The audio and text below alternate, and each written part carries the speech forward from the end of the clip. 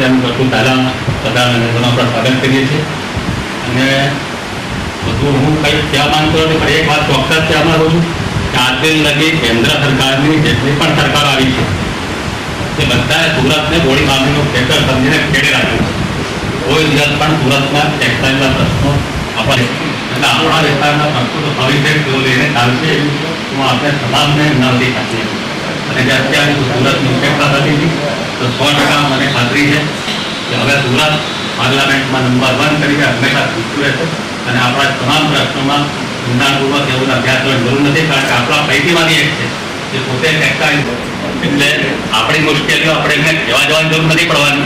એવા તેઓ ચૂંટાઈને લોકસભામાં બેસશે તો આપણા પ્રશ્નોની રજૂઆતો ચાલુ થઈ જશે. આપણે કહેવા જવાની દિલ્હી સુધી જરૂર પડવાની નથી. અત્યાર સુધી તો આપણે બધી મુશ્કેલી अपने लोग के परम मित्र श्री पाटिल साहब, भारतीय जनता एसोसिएशन के अध्यक्ष श्री, मंत्री श्री और हमारे सभी टेक्सटाइल इंडस्ट्री के सभी हमारे प्रोफेसर ऑफ इंडस्ट्रीज के मित्र श्री पाटिल साहब को पार्लियामेंट मेंबर के लिए टिकट मिला बीजेपी से। मैं समझता हूँ कि केवल मेरे अकेले को नहीं, अपने सबको ऐसा महसूस हुआ कि हम सबको तो पार्लियामेंट का मेंबर का टिकट मिला है। पाटिल साहब ऐसा नहीं समझे कि वो अकेले पार्लियामेंट में जाएंगे, हम सबका जो है उनके साथ हमारा दिल, हमारी आत्मा उनके साथ पार्लियामेंट तक रहेगी, अंदर तक। ये बहुत ही खुशी की बात है। हम सबको पाटिल साहब के लिए सब किसी की शुभकामनाएं हैं।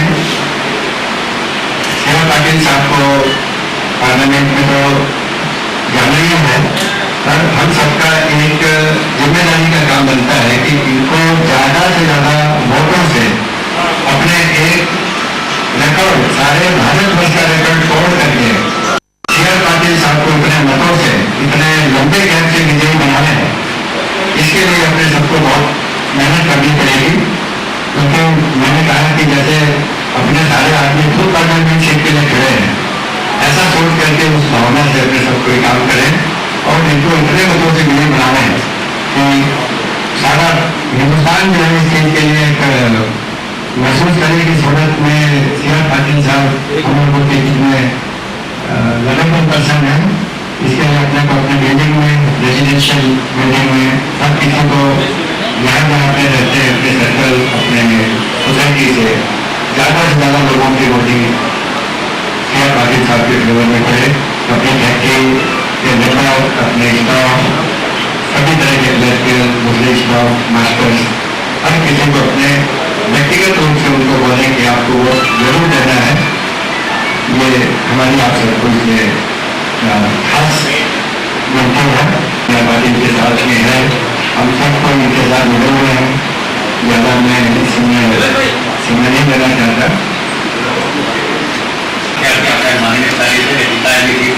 और मेहनत करने की सोचा आपने मेहनत कर तो बता ये लोग अपना बोलना होती है काम आगू जितने भी हमारा तरफ में कोई कार्य हुआ है उनको कॉपी दे दो। मैं हमारा लोकालवासी उनका अखबारियों विस्तारवासी उधर की मेहनत कर और पार्लियामेंट भी आपने नहीं पार्टी हमारे विनती हो किशोर भाई मुगल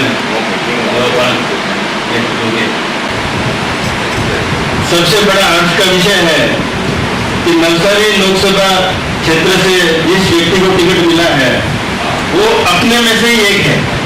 पहली बार एक ऐसे उम्मीदवार को टिकट मिला है जिसको अपन ये कह सकते हैं कि ये हमारा ही है, हम ही है उम्मीदवार। तो सबसे बड़ी बात ये है, सबसे खुशी की बात ये है कि टेक्सटाइल इंडस्ट्री से जुड़े हुए हैं, हर छोटे से छोटे व्यक्ति से जुड़े हुए हैं और बड़े से बड़े व्यक्ति से जुड़े हुए हैं। दूसरी बात, सूरत और नवसारी की सीट पूरे गुजरात में सबसे ज्यादा सिक्योर जिसको अपन बोल सकते हैं उसको भारतीय जनता पार्टी की गिनती में गिना जाता है।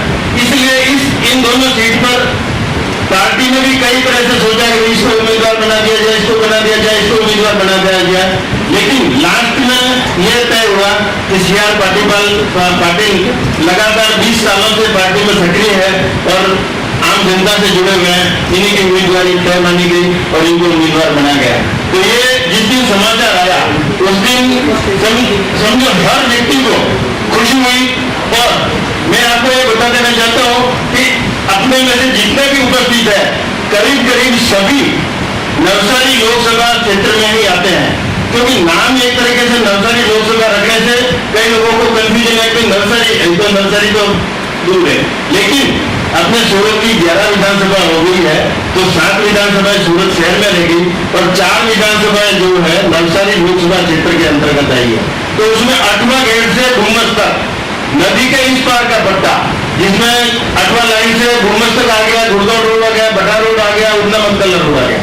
फिर 8वां गेट से सहारा दरवाजा राइट साइड का एरिया पूरा अपने नवसारी लोकसभा में आएगा और सहारा दरवाजे से पुणे गांव तक का इलाका अपने नवसारी लोकसभा क्षेत्र में आएगा।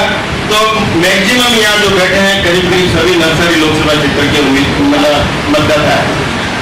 दूसरा, अपने मुख्यमंत्री श्री ने CR पाटिल साहब को जब टिकट फाइनल किया तो उनके मन में जो प्रश्न थे उनके लिए चर्चा के लिए जब CR पाटिल साहब गए वहां पर, उसके पश्चात जो बात सामने आई, हम लोग भी साथ थे, हमारे को जब जो बातचीत मालूम पड़ी तो उसके बाद में उन्होंने बोला कि मैं आपको ये सीट की उम्मीदवारी देता हूँ, लेकिन आप इस सीट के उम्मीदवार तो हो, लेकिन आपके ऊपर 4 लोकसभा सीट की जवाबदारी है।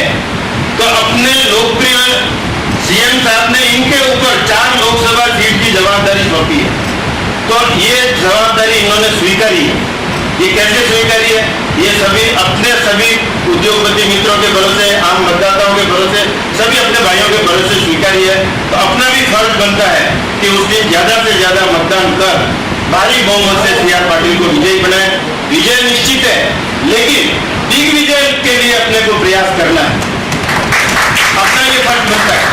2007 के विधानसभा से पहले ये हकीकत अक्सर सत्य है, अभी आप माने या नहीं माने, लेकिन भारतीय जनता पार्टी हो चाहे कांग्रेस हो, दोनों पार्टियों का एक ही तोहमतनामा था कि ये कोष विस्तार वाले वोट देने आते ही नहीं है बात। लेकिन पहली बार 2007 के विधानसभा के चुनाव से पहले आप सभी ने भारी बहुमत से मतदान किया और भारतीय जनता पार्टी को जिताया। इसी तरीके से मेरा आपसे ये सभी से अनुरोध है कि 2009 के लोकसभा के चुनाव में अपने स्वयं के मत डालें पहले, और फिर अपने बिल्डिंग के मत डलवाएं, फिर अपने मोहल्ले के मत डलवाएं, फिर अपने सोसाइटी के मत डलवाएं। सबसे पहला ये काम करना है। समय 5 बजे तक का है, लेकिन इंतजार नहीं करना है, ऐसा मेरा आपसे अनुरोध है। गर्मी का समय भी है, आप ये सोचोगे कभी तो गर्मी है बाद में जाएंगे, अपने सब AC के आदी बड़े हुए हैं, लेकिन मेरा आपसे अनुरोध है सुबह ही 8 बजे जैसे मतदान चालू होता है, कृपया आप अपने लाइन में लगकर मतदान करें, अपने मोहल्ले में से, बिल्डिंग में से सबका मतदान करावें। तो इस मतदान के जरिए अपनी एक छवि वापस ऐसी पार्टी में और सरकार में जाएगी कि कोष विस्तार वाले लोग भी पार्टी के साथ हैं। मेरा आपसे ये अनुरोध है, इस बार ज्यादा से ज्यादा मतदान करें। धन्यवाद। जय जय गरवी।